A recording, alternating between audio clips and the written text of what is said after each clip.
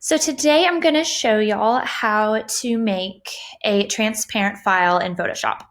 Currently you can see that I have a PNG uploaded into Photoshop. It is one layer, one file. There are not multiple layers on it. It is just a single image.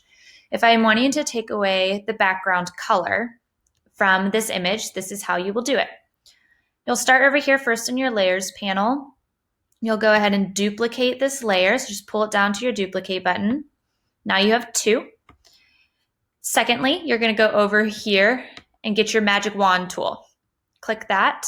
While on your copy layer, you will just click on the background of your image, and you can see that it has selected everything in the background and left the icon as it is. Once you do this, you will turn off the eyeball icon over here, and you will press the delete button. Super simple. You can see that it has deleted your entire background layer. Also, I'm sure y'all have noticed that there are little white spaces right here still. Super easy to get rid of.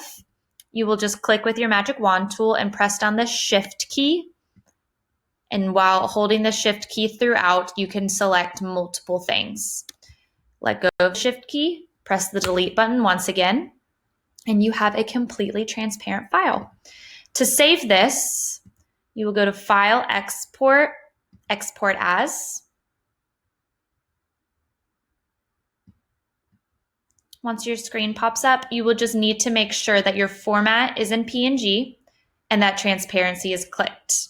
After that, you'll click Export and you will have a fully transparent logo.